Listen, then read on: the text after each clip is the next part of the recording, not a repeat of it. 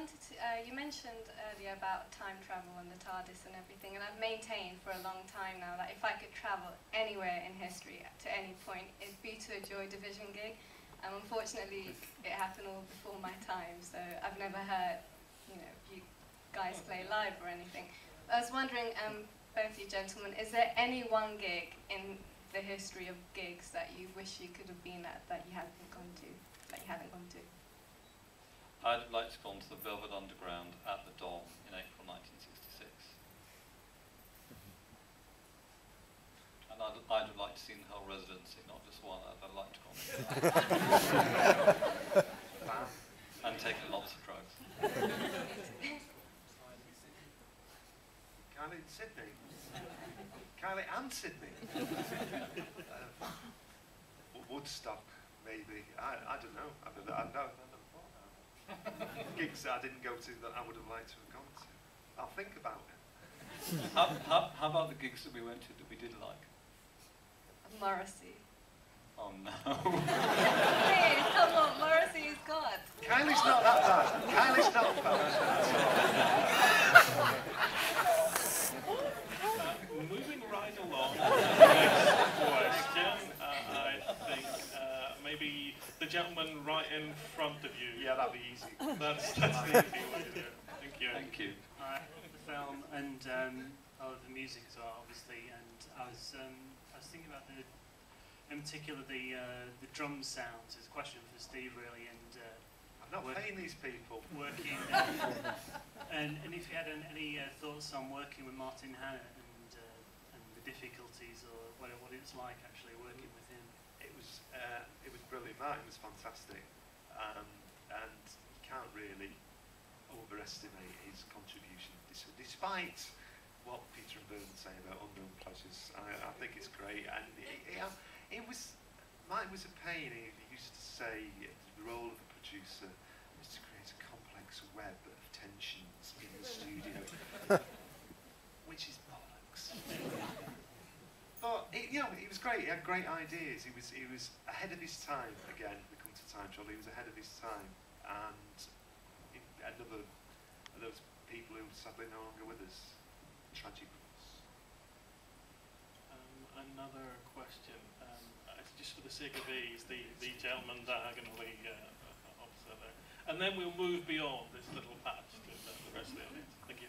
Oh, it's just a question, because I can remember back in 1981 when New Order first started, they vowed never to play any Joy Division songs. I just wondered what made you change your mind all those years later. Well, the simple, we did play Joy Division songs occasionally, usually around about the 18th of May. The reason for saying that was really to draw a line under it and to say that we weren't Joy Division Mark II or anything. And when we got back together again in 1998, we just sat down and said, why don't we play Joy Division songs? It seems such a stupid thing not to do because they're great songs. So then we started playing more Joy Division songs and the Order songs. So no real sensible reason I can think of. Okay. I think there's a question right down in the front here. Gentleman's been waiting a while.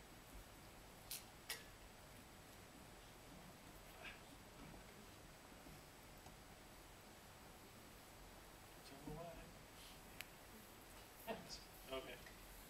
John, you wrote the foreword to Touching from a Distance, Deborah Curtis's book. Was Deborah approached at all to consider taking part in the documentary?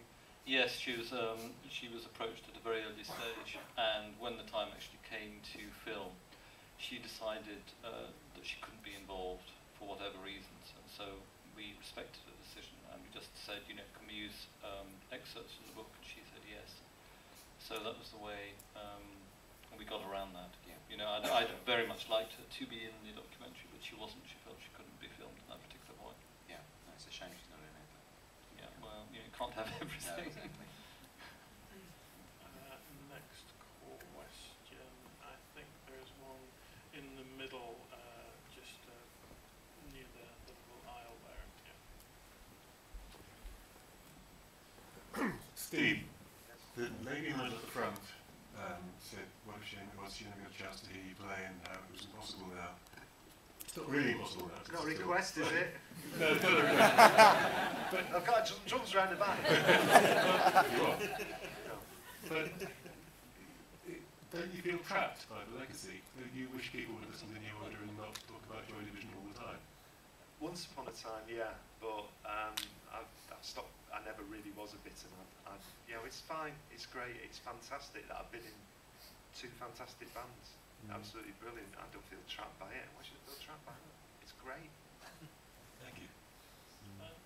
I think maybe, okay, I was going to say that's probably a really brilliant place to end, but there's a man right in the corner there who looks so determined to ask his question, so no pressure.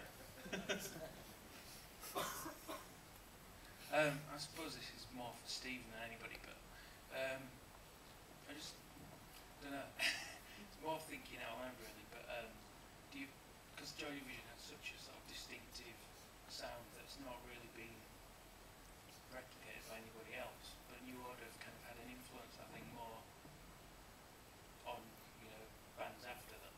I'm just thinking, do you find it as weird as I do that Joy Division haven't had so much influence, yet they're still revered, but you know what I mean, that they've not really been copied, or there's not such an obvious influence really, apart from say like editors now, or I don't know.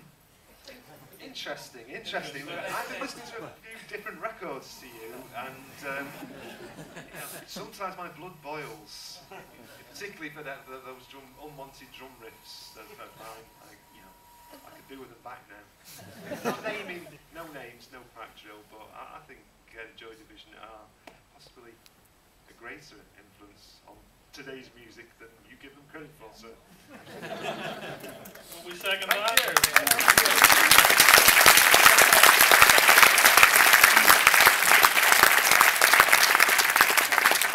I think we'll second that, and we'll just say that one half of one of the greatest rhythm sections in rock says that he can't play his instrument.